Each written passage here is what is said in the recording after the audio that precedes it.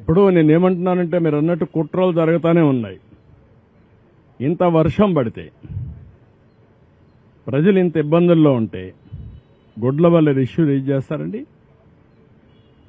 బుద్ధి జ్ఞానం ఉందా మీకు? రాజకీయం ముసుగులో నేరస్తులు కాకపోతే ఏంటిది అంటే మా అటెన్షన్ డైవర్ట్ చేసి ప్రజలకు ఇబ్బంది పెట్టాలని మీ ఆలోచన.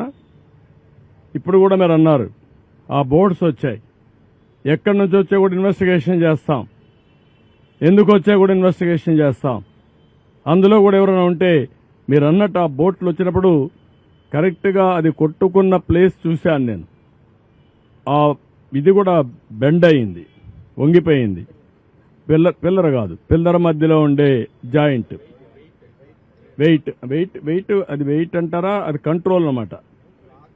రెండు పిల్లర్స్ మధ్యలో గేట్ ని కంట్రోల్ చేయడం కోసం పెట్టినటువంటి ఆ గేట్ అక్కడ ఉంటుంది, దానికి సపోర్టింగ్ ఒక కాలం దాన్ని కొట్టుకునింది. అది బెండ్ అయిపోయి ఇరిగిపోయే పరిస్థితి వచ్చింది.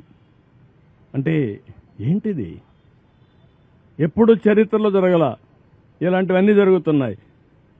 ఇప్పుడు అనుమానం రాని వారికి కూడా అనుమానం వచ్చే పరిస్థితి. ఎందుకు బాబాయిని చంపి నెక్స్ట్ డే నారాసురు రక్త చరిత్ర రాయగలిగిన వాళ్ళు ఇంక అనుమానం ఎందుకు రాదండి? Now I'm forced to suspect. ప్రతి ఒక్క ఈవెంట్ చూడండి, పాయిజన్ హాస్టల్స్లో ఏంటివన్నీ 1-4 సార్లు చెప్తున్నాను. ఇంక అందరిపైన నేను మా వాళ్ళపైన యాక్షన్ తీసుకోండి. ఎందుకంటే ఎక్స్ట్రా కేర్ఫుల్గా ఉండవలసిన బాధ్యత అధికార యంత్రాంగం పైన ఉంది. ఒకటి జరగకుండా చూసుకోవాలి, ఇలాంటి దుర్మార్గుల నుంచి కాపాడుకుంటూ ముందుకు పోవాలి, విజిలెంట్గా ఉండాలి.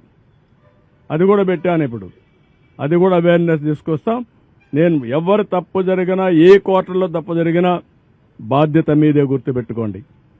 నిన్న మొన్న కొంతమంది ఆఫీసర్లు ఇక్కడికి పంపిస్తే సరిగా పనిచేయకుండా కొంత ఇది చేసే అది కూడా నా నోటీస్కి వచ్చింది.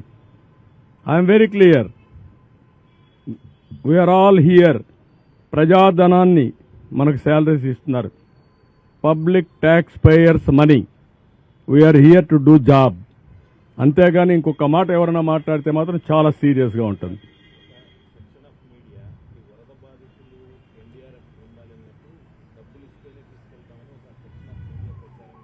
నేను అందుకే ఒకటే మాట చెప్తున్నా, కొంతమందికి ఇంకా ఉంది. మీరు కూడా సమాజంలో భాగం. సమాజంలో మీరు కూడా ఇలాంటి తప్పుడు సంకేతాలు ఇచ్చి మీ పరువు పోగొట్టుకోవద్దండి. కమాన్ మెయిన్ స్ట్రీమ్. మెయిన్ స్ట్రీమ్కి రమ్మని కోరుతున్నా, ప్రజాహితం కోసం పనిచేయమని కోరుతున్నా. చేయకపోతే వాళ్లే ఏ విధంగా ఎలిమినేట్ చేయాలో వాళ్లే ప్రజలే ఎలిమినేట్ చేసుకునే పరిస్థితి వస్తుంది.